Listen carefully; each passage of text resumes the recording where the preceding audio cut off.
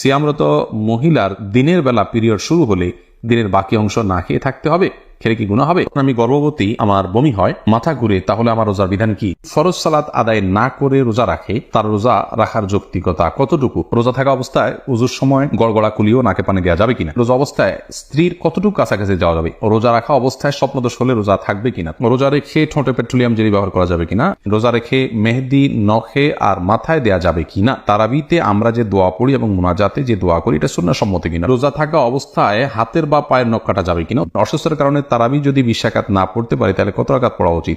আর বিলম্ব না করে চলুন তাহলে আপনাদের যে সমস্ত প্রশ্নগুলো আমাদের কাছে চলে এসেছে সেগুলোর উত্তর দিতে আমরা শুরু করি। আহমেদ শাহাদাত জানতে চেয়েছেন, রোজা থাকা অবস্থায় হাতের বা পায়ের নখ কাটা যাবে কিনা? উত্তর কাটা যাবে, কোনো অসুবিধা। রোজা রেখে হাত পা নখ কাটা যাবে, এর সাথে রোজা ভঙ্গের কোনো সম্পর্ক নেই। এমডি ইয়াকুব হুসাইন জানতে চেয়েছেন, রোজা রাখা অবস্থায় স্বপ্নদোষ হলে রোজা থাকবে কিনা? থাকবে, কোনো অসুবিধা নেই। স্বপ্নদোষ মানুষ ইচ্ছাকৃত করে না, অতএব স্বপ্নদোষ হলে বীর্যপাত হয়ে গেলে ঘুমের মধ্যে আপনার রোজা কন্টিনিউ করতে পাওয়া হবে।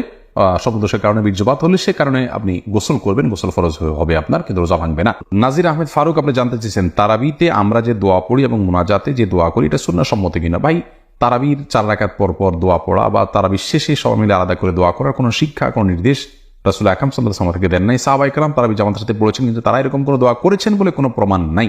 আর শরীরে কোনো কিছুর প্রমাণ না থাকলে ইবাদতের মধ্যে, কোনো ইবাদতের মূল স্ট্রাকচার বা পদ্ধতির মধ্যে কোনো কিছু হাদিসে না থাকলে সেটাকে আমরা ইবাদতের অংশ হিসাবে যুক্ত করা এটা সঠিক কাজ নয়।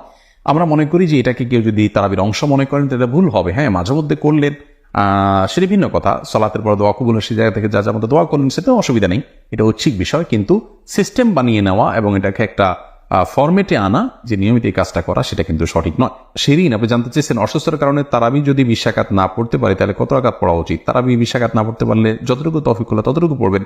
তারাবির রাকাত ফুলফিল না করলে যে কোনো গুনাহ হবে এমন না, ফরজ রোজার মতো। অসুস্থতার কারণে আপনি যদি 2-4 রাকাত 6 রাকাত কমও পড়েন কোনো অসুবিধা নেই। শিহাব মন্ডল জানতে চেয়েছেন, রোজা অবস্থায় আতর বা পারফিউম ব্যবহার করার বিধান কি? উত্তর হলো জায়েজ আছে, কোনো অসুবিধা নেই। আতর পারফিউম ব্যবহার করা যাবে, রোজা রেখে তেল ব্যবহার করা যাবে, কোনো অসুবিধা নেই। এরপরে সাইদুর রহমান জানতে চেয়েছেন, ইফতার ও সাহারির নিয়ত সম্পর্কে কিছু বলবেন? মুখে আরবি উচ্চারণ করা কি জরুরি? ভাই সাইদুর রহমান, নিয়ত হলো ইচ্ছা করার নাম। নিয়ত শব্দের অর্থ হলো ইচ্ছা করা, আর ইচ্ছা মানুষ মন দিয়ে করে। আমি ইচ্ছা করেছি অর্থাৎ আমি মনে মনে কোনো প্ল্যান করেছি, এটার নামে হলো নিয়ত করা। রোজার নিয়ত করতে হবে অন্যান্য সমস্ত আমলের মতো, ইন্নামা আমাল বিনিয়াত, সমস্ত আমলের নিয়তের উপর নির্ভরশীল। নিয়ত না থাকলে কোনো আমলই গ্রহণযোগ্য হবে না। কিন্তু নিয়তের মানে এই না যে মুখে উচ্চারণ করতে হবে। শরীয়ত আমাদেরকে মুখে উচ্চারণ করে নিয়ত করার কোনো শিক্ষা দেয়নি, এবং রোজার জন্য আলাদা কোনো নিয়তের শিক্ষা আল্লাহ তাআলা দেননি। নামাজের ক্ষেত্রে কোনো নিয়ত, রোজা মুখে নিয়ত করার কোনো শিক্ষা আল্লাহ তাআলা দেননি। অতএব আমরা মনে মনে আমি যে রোজা রাখছি এটাই আমার নিয়ত হিসেবে যথেষ্ট হবে। আপনি ভোর রাতে কেন খেতে উঠেছেন? রোজা রাখার জন্য উঠেছেন, এর মানে হলো আপনার রোজা রাখার ইচ্ছা আছে, বাস নিয়ত আছে। আলাদা করে সেটাকে মুখে উচ্চারণ করা আর কোনো নির্দেশ আমাদেরকে দেয়নি, কোনো প্রয়োজন নেই। এটাকে জরুরি মনে করলে একটা দোয়া বানাই দিচ্ছি আমরা, নাওয়াইতু আন আসুমা গাদান ইত্যাদি, এরকম দোয়া বানিয়ে নিলে সেটি বরং বিদআতে পর্যবেসিত হতে পারে যদি সেটাকে আমরা সুন্নাহ মনে করি বা রোজার জন্য গুরুত্বপূর্ণ বা জরুরি মনে করি। সারজু রিমা এই আইডি থেকে আপনি জানতে চেয়েছেন, রোজা রেখে ঠোঁটে পেট্রোলিয়াম জেলি ব্যবহার করা যাবে কিনা? ঠোঁটে যদি খুব বেশি ফেটে যায়, খুব বেশি বিরক্তির কারণ হয়, তাহলে হালকা করে দিতে পারেন। কিন্তু আপনার একান্ত যদি ঠোঁট না ফাটে বা খুব বেশি কষ্ট না হয় তাহলে পেট্রোলিয়াম জেলি ঠোঁটের ব্যবহার খুব বেশি করে করলে আপনার সেটি আমাদের থুতুর সাথে ভেতরে যাবে, সে আশঙ্কা আছে। এই জায়গা থেকে এটি করা অনুচিত এবং অনুত্তম এবং করা যাবে না। বখতিয়ার করিম আপনি জানতে চেয়েছেন, রোজা থাকা অবস্থায় উজুর সময় গড়গড়া কুলিও নাকে পানি দেওয়া যাবে কিনা? ভাই বখতিয়ার, খুবই গুরুত্বপূর্ণ একটা প্রশ্ন আপনি করেছেন। রোজা অবস্থায় ওজুর সময় গড়গড়া করা, কুলি করা, নাকে পানি দেওয়া, এগুলোর ব্যাপারে ইসলামের শিক্ষা দৃষ্টিভঙ্গি হলো যে নাকে পানি দেওয়া যাবে, খুব বেশি টান দেওয়া যাবে না জোর করি। আর গড়গড়া কুলি করবেন, কিন্তু খুব বেশি গলার ভিতরে নিয়ে গড়গড়া করবেন না। কারণ নবী সাল্লাল্লাহু আলাইহি ওয়াসাল্লাম বলেছেন যে ওয়া মাদমিদ ইল্লা আন তাকুনা সাইমান, তুমি গড়গড়া করেই কুলি করবে, কিন্তু রোজাদার হলে তখন করবে না, যেহেতু তোমার ভেতরে গলার ভেতরে পানি চলে যাওয়ার ভয় আছে, চলে গেলে সেক্ষেত্রে রোজা ভঙ্গ হয়ে যাবে। অতএব গড়গড়া করা রোজা অবস্থাতে অনুচিত, গভীর গড়গড়া করা। খায়রুন নাহার জানতে চেয়েছেন, রোজা রেখে মেহেদি নখে আর মাথায় দেয়া যাবে কিনা? রোজা রেখে হাতে, নখে ইত্যাদিতে মেহেদি দেওয়াতে কোনো অসুবিধা নেই। আবু বকর সানি আপনি জানতে চেয়েছেন, শয়তানকে রমজানে বেঁধে রাখা হয় কিন্তু তারপরও নামাজে মন স্থির থাকে না, এর জন্য কি করতে পারি? শয়তানকে রমজানে বেঁধে রাখা হয় কিন্তু আমাদের মন বা প্রবৃত্তি যেটা আছে তাকে বেঁধে রাখা হয় না, তবে সে তো আমাদেরকে মন্দ কাজের দিকে পরিচিত করে। আল্লাহ বলেছেন ইন্নান নাফসা লাম্মারাতুন বিসসু, মানুষের প্রবৃত্তি মানুষের খারাপ কাজের নির্দেশ দেওয়া। অতএব শয়তানই শুধুমাত্র যে এই কাজ করে তা নয়, সেই জায়গা থেকে আমাদের নফস বা প্রবৃত্তি আমাদেরকে কিন্তু ক্ষতিগ্রস্ত করে, সেটাকে নিয়ন্ত্রণ করা শিখতে হবে। মেহেদী হাসান মির্জা জানতে চেয়েছেন রোজা রেখে নাক বা কানের ড্রপ ব্যবহার করা যাবে কিনা। ভাই মেহেদী হাসান, রোজা রেখে নাকে ড্রপ দিতে পারবেন না, কারণ নাকে ড্রপ দিলে সেটা গলা যেতে পারে। নবী সাল্লাল্লাহু আলাইহি ওয়াসাল্লাম বলেছেন ওয়ামাদ ইল্লা আনতাকুনা সাইমান, তুমি কুলি করবে কিন্তু রোজাদার হলে গড়গড়া করতে যাবে না, কারণ গড়গড়া করলে ভিতরে পানি যেতে পারে। নাকে ড্রপ দিলে সেটা যেহেতু ভিতরে যেতে পারে, অতএব সেই জায়গায় এখানে নাকে ড্রপ দেওয়া যাবে না রোজা রেখে। কিন্তু কানে ড্রপ দিতে পারেন, চোখে ড্রপ দিতে পারেন, যে চোখের সাথে আপনার আমাদের গলার সম্পর্ক নেই, কানে ড্রপ দিতে পারেন, সেটারও সরাসরি সম্পর্ক নেই।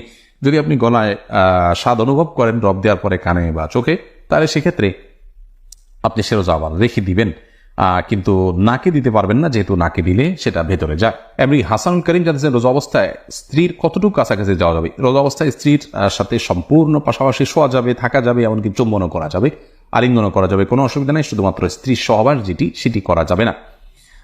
সহবাসটা যেন না হয় সেই জিনিসটি খেয়াল করতে হবে। লজ্জাস্থানের মিলন সেটি সরাসরি হারাম, বীর্যপাত না হলেও শুধু সম্মিলনটাই হারাম। এছাড়া আলিঙ্গন চুম্বন হতে পারে। আমাদের আয়েশা রাদিয়াল্লাহু আনহা বলেছেন যে নবী সাল্লাল্লাহু আলাইহি ওয়াসাল্লাম রোজা রাখা অবস্থায় স্ত্রীদের আদর সোহাগ তিনি করতেন, এটি জায়েজ আছে।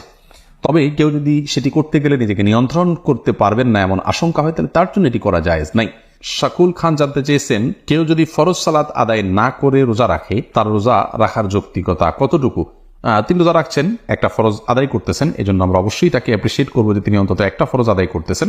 কিন্তু রোজা নামাজ না পড়ে রোজা রাখা মানে হলো যে তিনি লুঙ্গি না পরে আপনার গেঞ্জি পরার জন্য অস্থির হয়ে উঠেছেন। ব্যাপারটা এরকম হয়ে যাবে, গেঞ্জি পরাও দরকার কিন্তু লুঙ্গি পরা তার চেয়ে বেশি দরকার। অতএব নামাজটাকে সবচেয়ে বেশি গুরুত্বের সাথে দিতে হবে, তারপর তিনি রোজার জন্য চেষ্টা করতে হবে। নামাজ না পড়ে রোজা রাখা এটা হলো নামাজের গুরুত্ব বা সালাতের গুরুত্ব না বুঝার কারণে। আল্লাহ তাআলা আমাদের ভাইকে বোঝার তৌফিক দান করুন। পিয়াস এমডি রাইসুল রেজা জানতে চেয়েছেন সিয়ামরত মহিলার দিনের বেলা পিরিয়ড শুরু হলে দিনের বাকি অংশ না খেয়ে থাকতে হবে, খেলে কি গুনাহ হবে? না খেয়ে থাকা উচিত, বাকি অংশ তার রোজার সম্মানার্থী করা উচিত। ত্রিহান, আপনি আইডি থেকে জানতে চেয়েছেন আমি গর্ভবতী, আমার বমি হয়, মাথা ঘুরে, তাহলে আমার রোজার বিধান কি? যদি বমি হয় এতে রোজা ভাঙবে না, ইচ্ছাকৃত বমি না করলে রোজা ভাঙবে না। হাদিসে আছে নবী সাল্লাল্লাহু আলাইহি ওয়াসাল্লাম বলেছেন যে ব্যক্তির বমি হয় তার রোজা ভাঙবে না, যে ইচ্ছাকৃত বমি করে হাত দিয়ে বা বের করে তার রোজা ভাঙবে। আর যদি বমি হওয়ার পর কিছু আপনি গিলে ফেলেন তার কারণে রোজা ভাঙবে, কিন্তু এমনি বমি হলে রোজা ভাঙবে না। মাথা ঘুরে বমি হয় তারপর কষ্ট করে আপনার রোজা রাখা উচিত, এটা ফরজ রোজা, এখানে কার্পণ্য করা উচিত নয় এবং ত্রুটি করা উচিত নয়। আল্লাহ আমাদের তৌফিক দান করুন। এলমি একটা অনুষ্ঠান করা এবং হাদিস ভিত্তিক জ্ঞানের একটি অনুষ্ঠান, তবে এটিকে অন্যদের দেখার সুবিধার্থে, অন্যদের জানার সুবিধার্থে শেয়ার করে দিন, ওয়াচ পার্টি করে দিন। এর মাধ্যমে আপনার ছোট্ট একটি ক্লিকের মাধ্যমে অনেক বেশি অফুরন্ত সওয়াবের আপনি অধিকার হতে পারবেন। শয়তান আমাদেরকে এরকম সহজে অনেক বেশি অর্জন হতে পারে সে আমলগুলো থেকে ভুলিয়ে রাখে এবং এগুলোকে আমাদের কাছে গুরুত্বহীন করে রাখে। অতএব শয়তানকে আমরা কোনোভাবেই যেন সুযোগ না দিই। আল্লাহ তাআলা সেই তৌফিক দান করুন। আমরা দাওয়াত এবং দ্বীন প্রচারের অংশ হিসাবে এই পোস্টকে শেয়ার এবং ওয়াচ পার্টি করি।